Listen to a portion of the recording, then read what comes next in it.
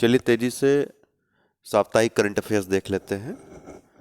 22 अक्टूबर को विश्व ऊर्जा दिवस के रूप में मनाया जाता है। 2012 में दुबई में विश्व ऊर्जा मंच के द्वारा दुबई घोषणा को अपनाया गया था, दुबई डिक्लेरेशन को।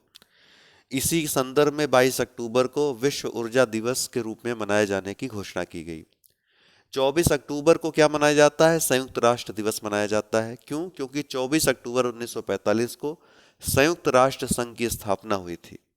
इसे पहली बार 1948 को मनाया गया था। जो संयुक्त राष्ट्र दिवस था ये 1948 में पहली बार मनाया गया था। हरी माऊ शक्ति भारत और मलेशिया का संयुक्त सैन्य अभ्यास है।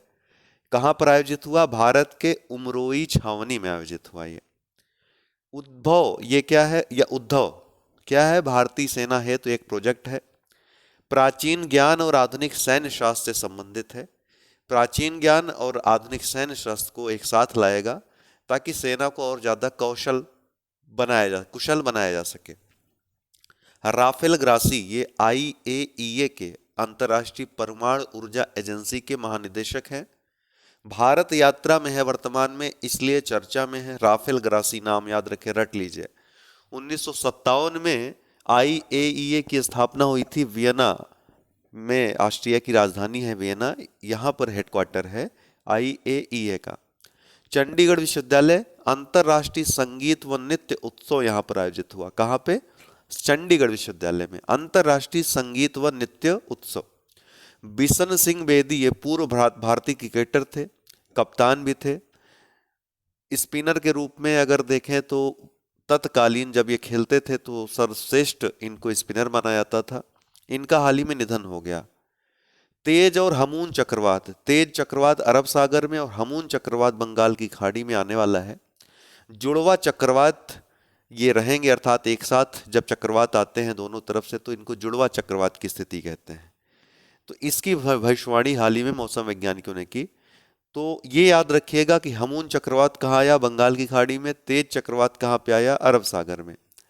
हांगझू चीन का शहर है, यहाँ पैरे एशियाई खेल अभी हाल ही में संपन्न हुए। आगे हम इसके विवरण के बारे में देखेंगे।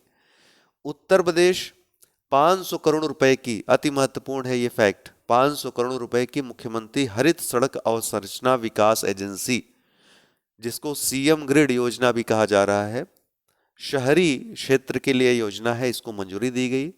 इसके लिए सरकार के द्वारा यूरीडा शहरी सड़क अवसंरचना विकास एजेंसी की स्थापना की गई है इसके क्रियान्वयन के लिए। गोंडा ये उत्तर प्रदेश का जिला है। देश का सबसे बड़ा कन्या पूजन समारोह जिसका नाम शक्ति वंदन है, इसका आयोजन हुआ। मुख्यमंत्री स्वयं इस आयोजन में शामिल हुए। 11,880 बेटियों का कन्या पूजन इस दौरान किया गया। जिले की 9 महिलाओं को नव देवी पुरस्कार दिया गया। गोंडा के बारे में बात करें तो इसके साथ ही राज्य का पहला मिशन शक्ति कैफे, इसका उद्घाटन भी मुख्यमंत्री के द्वारा किया गया। SHG जो सेल्फ हेल्प ग्रुप्स हैं, इनके द्वारा इस मिशन शक्ति कैफे का संचालन होगा। आपको बताएं कि ये जो शक्ति वंदन का आयोजन किया गया है, मिशन शक्ति जो अभियान है उत्तर प्रदेश सरकार का, उसके अंतर्गत जो 3 पहले हैं सुरक्षा के लिए, स्वावलंबन के लिए और सम्मान के लिए, इनमें से जो तीसरी पहल है सम्मान, इसके अंतर्गत आता है।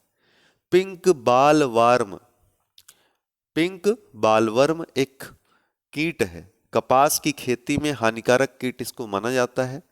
हाल ही में BT कपास को काफी इसने नुकसान पहुंचाया है, जिससे किसान काफी इस समय दुविधा में है, काफी कठिन उनका जीवन हो गया है, यहां तक कि आत्महत्या की भी घटनाएं सामने आ रही हैं। एंथूरियम महोत्सव ये कहां पर मनाया गया? मिजोरम में। चेरिया पानी ये भारत श्रीलंका के मध्य एक यात्री नौका सेवा है, इसका नाम है चेरिया पानी। 110 किलोमीटर की इस सेवा को हाल ही में 40 वर्षों के बाद शुरू किया गया। नागपट्टिनम जो कि भारत में स्थित है और कांके संथुराई जो कि श्रीलंका में है, इसके बीच ये नौका सेवा शुरू की गई है। अपार ID automated permanent academic account registry, जिसको एडुलाकर भी कहा जा रहा है, शिक्षा मंत्रालय के द्वारा NEP 2020 नई शिक्षा नीति 2020 के अनुरूप एक राष्ट्र एक छात्र आईडी अर्थात छात्रों को डिजिटल पहचान प्रदान करने के लिए शुरू किया गया है। रियाद सऊदी अरब का शहर है, यहाँ 7वें फ्यूचर इन्वेस्टमेंट इनिशिएटिव का आयोजन हुआ। केंद्रीय मंत्री पीयूष गोयल ने इसमें भाग लिया। किसने भाग लिया, कहां पर हुआ, ये याद रखिए। उन्नति हुड्डा, ये अबू धाबी मास्टर्स 2023 बैडमिंटन खिताब इन्होंने जीता है, उन्नति हुड्डा ने। आईएनएस इम्फाल प्रोजेक्ट 15B श्रेणी का भारत का तीसरा स्वदेशी स्टील्थ विध्वंसक युद्धपोत है। मझगांव डाक लिमिटेड के द्वारा इसका निर्माण किया गया है।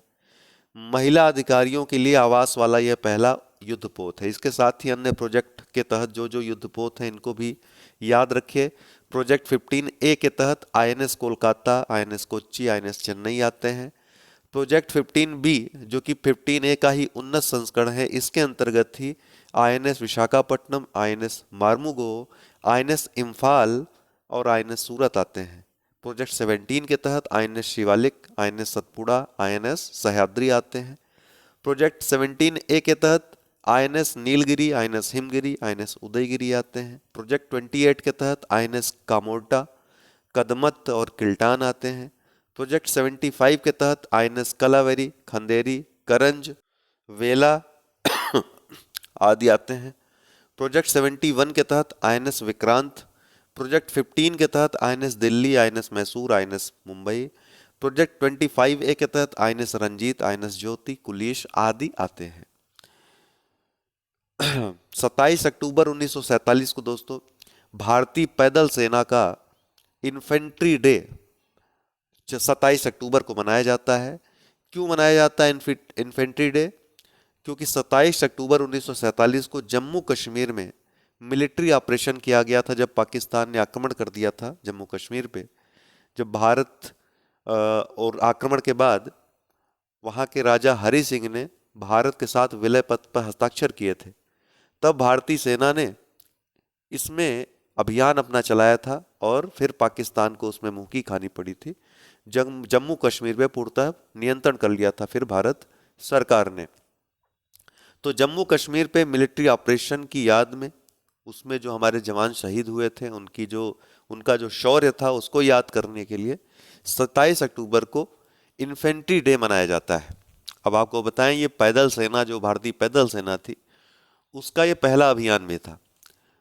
तो इस बार 76वां इन्फेंट्री डे मनाया जा रहा है, पैदल सेना दिवस मनाया जा रहा है। 1948 से इसको मनाने की शुरुआत हुई थी। तो 26 अक्टूबर 1947 को जम्मू कश्मीर का विलय भारत में हुआ था। अगले ही दिन 27 अक्टूबर को यह अभियान शुरू हुआ था भारतीय सेना का। इसके साथ ही याद रखिएगा, भारतीय थल सेना दिवस 15 जनवरी को मनाया जाता है। यह उस दिन की याद में मनाया जाता है जब 15 जनवरी 1949 को फील्ड मार्शल के.एम. करियप्पा, पहले जनरल थे बाद में फील्ड मार्शल हुए, के.एम. करियप्पा ने भारतीय सेना की कमान ब्रिटिशों से ली थी। 29 अक्टूबर 2023 अंतर्राष्ट्रीय देखभाल व संयुक्त सहायता के लिए संयुक्त राष्ट्र का पहला अंतर्राष्ट्रीय दिवस अर्थात 29 अक्टूबर 2023 को संयुक्त राष्ट्र के द्वारा अंतर्राष्ट्रीय देखभाल व सहायता के लिए पहला दिवस मनाया गया। अब हर वर्ष 29 अक्टूबर को ये दिवस मनाया जाएगा, लेकिन चूंकि ये पहली बार है तो पूछ सकता है। संयुक्त राष्ट्र जनरल असेंबली का जो 78वां सत्र था न्यूयॉर्क में सितंबर में आयोजित हुआ। सितंबर से शुरू हुआ, 5 सितंबर से शुरू हुआ, 1 वर्ष तक ये सत्र चलता है। शुरुआत में जो सितंबर का महीना होता है उसमें जो देशों के विभिन्न देशों के प्रतिनिधि हैं, सदस्य देशों के प्रतिनिधि हैं, वो भाग लेते हैं। भारत की तरफ से इस बार प्रधानमंत्री ने भाग नहीं लिया था। इस बार भारत से विदेश मंत्री एस जयशंकर यहाँ पर गए थे। विषय क्या था 78वें सत्र का? तो विश्वास का पुनर्निर्माण व वैश्विक एकजुटता को पुनः जागृत करना, शांति समृद्धि की दिशा में 2030 एजेंडा व इसके सतत विकास लक्ष्यों पर, एसडीजी लक्ष्यों पर कार्रवाई में तेजी लाना इस बार का विषय है। अध्यक्ष किसे बनाया गया है 78वें सत्र का? तो डेनिस फ्रांसिस का। ये महत्वपूर्ण है, ये प्रश्न आ सकता है, 5 स्टार क्वेश्चन है ये। त्रिनिदाद व टोबैगो के ये राजनयिक हैं, वृद्ध व्यक्ति हैं डेनिस फ्रांसिस। इनको 78वें सत्र का अध्यक्ष बनाया गया है।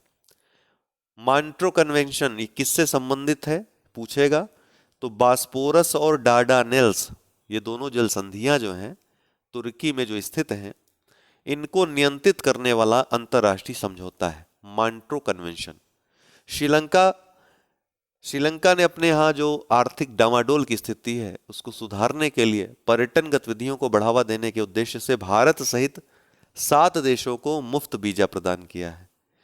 राजकुमार राव जो फिल्म अभिनेता हैं, इन्होंने न्यूटन नामक एक फिल्म में चुनाव अधिकारी की भूमिका निभाई थी। छत्तीसगढ़ में जो नक्सल प्रभावित इलाके हैं वहां पर इन्होंने चुनाव अधिकारी की भूमिका निभाई थी और एक चुनाव कर्मचारी के रूप में निष्पक्ष, ईमानदारी, सत्यनिष्ठा से कैसे काम किया जाता है उसका जीता जागता उदाहरण ये फिल्म में देखने को मिला था, न्यूटन मूवी में। इसको जरूर आप लोग देखिएगा, काफी पुरस्कार भी इसको मिले हुए हैं।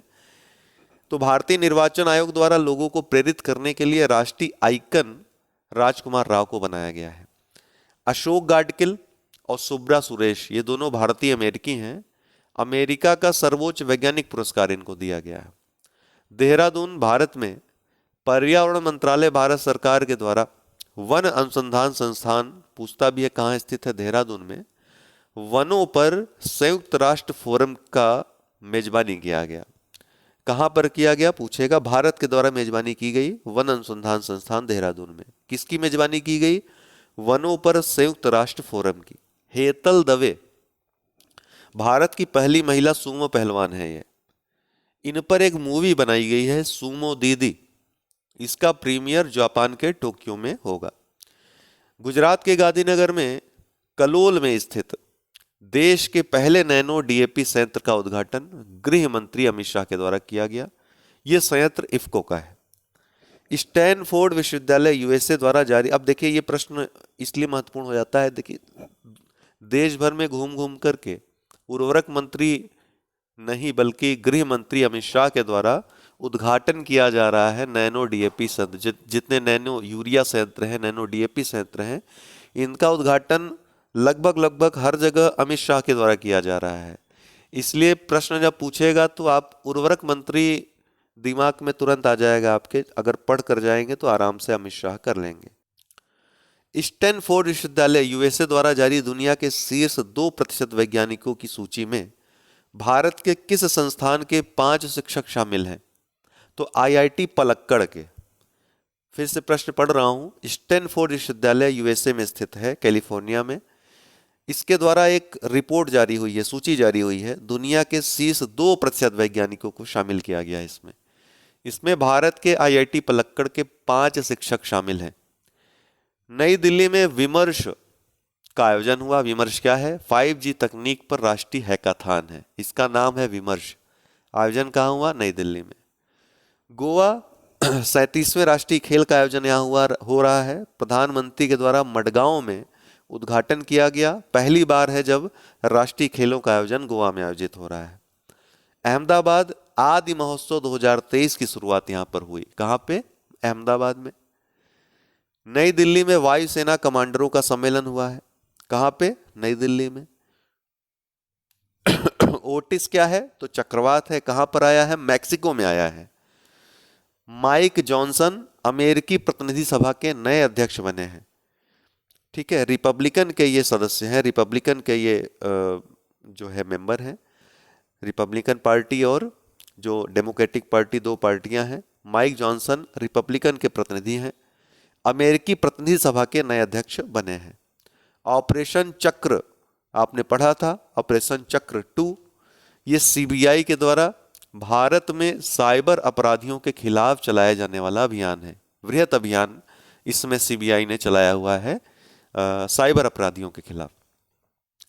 हरियाणा के गुरुग्राम में राष्ट्रीय स्तर का सरस आजीविका मेला का आयोजन हुआ। कहाँ पे? गुरुग्राम, हरियाणा में। क्षेत्रीय स्तर नहीं, राष्ट्रीय स्तर का सरस आजीविका मेला का आयोजन हुआ। आपको बता दें, सरस आजीविका मेला ग्रामीण विकास मंत्रालय के जो दीनदयाल अंत्योदय योजना है उसके अंतर्गत national rural livelihood mission day NRLM के तहत चलाया जाता है। इसके अंतर्गत जो सेल्फ हेल्प ग्रुप्स हैं, महिलाओं के विशेषकर जो बनाए गए उत्पाद हैं, उनको प्रोत्साहन दिया जाता है। आपको बता दें कि आइसलैंड 14 वर्षों से लगातार लैंगिक अंतराल सूचकांक में शीर्ष स्थान पर रहा है। फिर भी यहां से एक प्रश्न आ सकता है तो सॉरी, ऐसा देश जो लैंगिक समानता के लिए जाना जाता है, वहां पर लैंगिक भेदभाव के विरोध में एक दिवसीय हड़ताल का आयोजन हुआ। इसमें वहां की प्रधानमंत्री कैटरीन जैकब्स डॉटिर भी शामिल हुई। तो ये सबसे महत्वपूर्ण है कि वहां की प्रधानमंत्री भी उसमें शामिल हुई। कोझिकोड केरल में 23 अक्टूबर 1973 को प्रधानमंत्री इंदिरा गांधी द्वारा देश के पहले महिला पुलिस स्टेशन का उद्घाटन किया गया था। एक फैक्ट है, याद रखिएगा। अभी हाल ही में इस कार्य के 50 वर्ष पूर्ण हुए हैं। इस उपलक्ष्य में एक उत्सव का आयोजन हुआ वहां। तो ये प्रश्न आ सकता है, चूंकि चर्चा में है। अमोल मजूमदार भारतीय महिला क्रिकेट टीम के मुख्य कोच बने हैं। कौन? अमोल मजूमदार। विरूपाक्ष, जो भगवान शिव का एक पर्यायवाची भी है।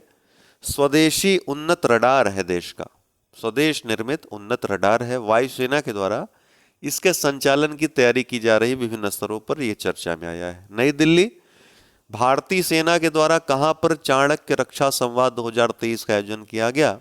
तो नई दिल्ली में। उत्तर पूर्व भारत महोत्सव का आयोजन कहां किया गया? वियतनाम में। जो एक्ट एशिया एक्ट सॉरी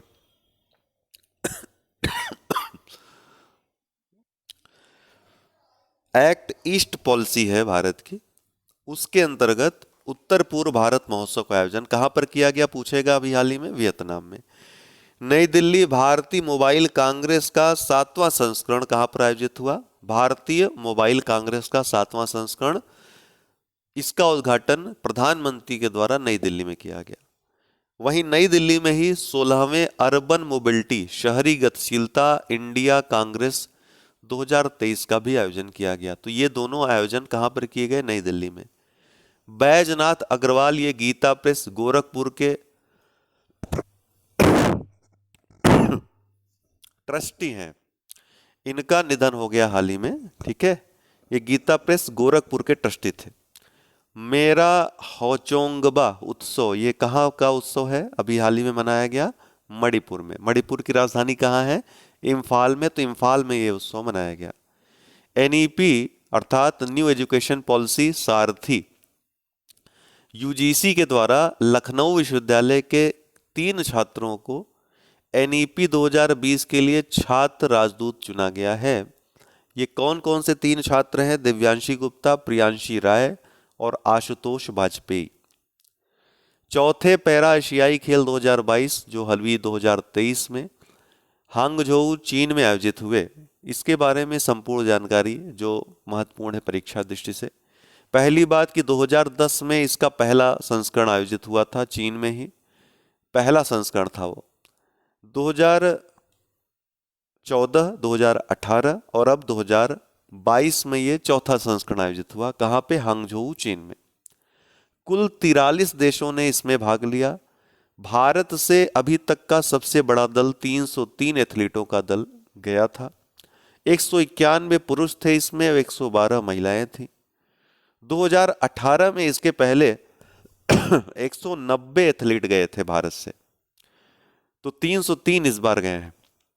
पदक तालिका में शीर्ष पे चीन रहा, 214 स्वर्ण, 167 रजत और 140 कांस्य जीतकर कुल 521 पदक चीन ने जीते। ईरान ने कुल 131 पदक जीते जिसमें 44 स्वर्ण रहे। जापान ने कुल 150 पदक जीते जिसमें 42 स्वर्ण रहे। दक्षिण कोरिया ने 103 पदक जीते और 30 स्वर्ण रहे। भारत ने 29 स्वर्ण पदक जीते, कुल 111 पदक भारत के रहे। भारत के 29 स्वर्ण, 31 रजत और 51 कांस्य पदक रहे। 2018 में भारत का अभी तक सर्वश्रेष्ठ प्रदर्शन था 72 पदकों का, जिसमें 15 स्वर्ण भारत ने जीते थे। इस बार दुगनी मात्रा में जो स्वर्ण पदक भारत ने जीते, लगभग 29, अर्थात लगभग दुगना। और पिछली बार का भारत ने रिकॉर्ड भी तोड़ दिया। जो प्रतीक था चौथे पैरा एशियाई खेलों का, एवर फॉरवर्ड। शुभंकर क्या था? फीफी या फाई फाई भी कहते हैं इसको। एक प्रकार का पक्षी है, दैवी पक्षी। चीन में इसको दैवी पक्षी माना जाता है फीफी, या फाई फाई भी कहीं कहीं मिल जाएगा आपको लिखा हुआ। आदर्श वाक्य क्या था इन खेलों का? तो दिल मिलते हैं सपने चमकते हैं, दिल मिलते हैं सपने चमकते हैं, ये इस बार की थीम थी। भारतीय ध्वजवाहक कौन था? तो उद्घाटन समारोह में भारतीय ध्वजवाहक पारुल परमार जो कि पैरा शटलर हैं, और Amit Saroha para club thrower, ये दोनों उद्घाटन समारोह में भारतीय ध्वजवाहक थे। सर्वाधिक मेडल भारत ने किसमें जीते हैं? तो एथलेटिक्स में भारत ने कुल 55 मेडल अर्थात सर्वाधिक मेडल एथलीट्स में आए हैं। उसके बाद बैडमिंटन में सर्वाधिक पदक आए हैं। आपको बता दें कि अभी मैंने काफ़ी चेक किया, कई न्यूज़पेपर में कवर नहीं किया गया है कि समापन समारोह में भारतीय ध्वजवाहक कौन था। तो नेक्स्ट वीडियो में जैसे ही वो रिवील होता है या कहीं कवर होता है या मिल जाता है तो मैं उसको शामिल कर दूंगा। चीन की मुद्रा क्या है अगर पूछेगा तो रेन मिनबी जो है, आरएमबी, ये चीन की मुद्रा है। चीन की एक और मुद्रा है, एक और नाम से जानी जाती है, उसका क्या नाम है आप लोग कमेंट बॉक्स में बताएंगे। वही हर जगह आपको लगभग किताबों में मिलती है। रेन मिनबी, ये अंतर्राष्ट्रीयकरण जब मुद्रा का किया चीन ने तो रेन मिनबी इसका नाम रख दिया अपनी मुद्रा का। लेकिन एक और मुद्रा है, उसका नाम आप लोग कमेंट बॉक्स में बताएंगे। राजधानी चीन की बात करें तो मुख्य राजधानी बीजिंग है जो कि उत्तरी राजधानी है। चीन की दक्षिणी राजधानी के रूप में नानजिंग को जाना जाता है। शंघाई चीन की आर्थिक राजधानी है। ये तीनों प्रश्न आ चुके हैं इसलिए मैं यहाँ बता रहा हूँ। टाटा समूह आईफोन बनाने वाली पहली भारतीय कंपनी बन जाएगी। इसके लिए इसने विस्ट्रॉन के साथ समझौता किया है। किसके साथ? विस्ट्रॉन के साथ समझौता किया है। विस्ट्रॉन आईफोन निर्मित करने वाली कंपनी है। एल अल्टो ये बोलीविया में स्थित है। रॉसटॉम जो कि रूसी संस्था है, इसके द्वारा विश्व की सबसे ऊंची परमाणु सुविधा जो कि 4000 मीटर की ऊंचाई पर स्थित है, इसका निर्माण किया गया। कहाँ पे? एल अल्टो बोलीविया में। अभी आपने पैरा एशियाई खेल देखे, कुछ समय पहले एशियाई खेल भी संपन्न हुए थे, तो थोड़ा रिवीजन कर लीजिए। 19वें एशियाई खेल 2022 जो कि यहीं पर हांगझू शहर चीन में आयोजित हुए। इसका उद्घाटन जो हुआ था उसमें ध्वजवाहक भारत की तरफ से हरमनप्रीत सिंह हॉकी की खिलाड़ी हैं और लवलीना बोरगोहन जो कि बॉक्सर हैं, ये दोनों रही थी। वहीं समापन समारोह में भारतीय ध्वजवाहक कौन रहे थे? पीआर सिजेस जो कि हॉकी खिलाड़ी हैं। आदर्श वाक्य क्या था 19वें एशियाई खेलों का? Heart to heart at at the rate future. शुभंकर 3 रोबोट थे जिनको स्मार्ट ट्रिपलेट्स भी कहा जाता है। कांग कांग, लियान लियान और चैन चैन, इनका कलर भी याद रखिएगा। 3 रोबोट थे, 3 अलग अलग कलर्स के। येलो जो रोबोट था वो कांग कांग था, ग्रीन रोबोट का नाम लियान लियान था और ब्लू रोबोट का नाम चैन चैन था। येलो, ग्रीन और ब्लू। प्रतीक क्या था एशियाई खेलों का 19वें? Surging tides. क्या था? Surging tides. भारतीय नौ मोस्ट इंपॉर्टेंट फैक्ट है, भारतीय नौसेना के 8 अधिकारियों को किस देश में फांसी की सजा सुनाई गई है? तो ये कतर में फांसी की सजा सुनाई गई है। दरअसल ये जो 8 अधिकारी हैं ये रिटायर्ड अधिकारी हैं, वहां पर किसी कंपनी में काम करने गए थे ये। वहीं पर कतर की जो पुलिस है उसने गिरफ्तार कर लिया जासूसी के आरोपों में। आरोप उसने रिवील नहीं किए, बिना किसी स्पष्ट चार्ज के इनको गिरफ्तार कर लिया गया, इन पर मुकदमा चलाया गया। इसी वर्ष मार्च में सुनवाई शुरू हुई थी और अभी वहाँ की अदालत ने बिना चार्ज फ्रेम, क्या चार्ज किस अपराध में क्या इनका अपराध रहा है कुछ बताए, ठीक है, स्पष्ट कोई जानकारी दी है, इनको फांसी की सजा दे दी है। इसके साथ ही भारत के लिए एक बड़ी वैदेशिक जो नीति है उसके लिए एक चुनौती, राजनयिक चुनौती सामने आ गई है। अब भारत इससे किस तरह निपटेगा ये भविष्य में तय करेगा कि भारत की स्थिति इस समय विश्व में क्या है। भारत की राजनीतिक या राजनयिक जो शक्ति है उसका ये परिचय देगा कि भारत अब कैसे निपटता है इस स्थिति से? एक बड़ी राजनयिक चुनौती है, भारत की प्रतिष्ठा भी यहाँ पे दांव लगी हुई है। उत्तराखंड, यहाँ जमरानी बांध परियोजना को मंजूरी दी गई। पूछेगा जमरानी बांध परियोजना किस प्रदेश से संबंधित है? उत्तराखंड से। सुल्तान इब्राहिम इस्कंदर ये कहाँ के नए राजा बने हैं? तो मलेशिया के। ठीक है, सुल्तान इब्राहिम इस्कंदर। ये थी साप्ताहिक खबरें। बहुत बहुत धन्यवाद।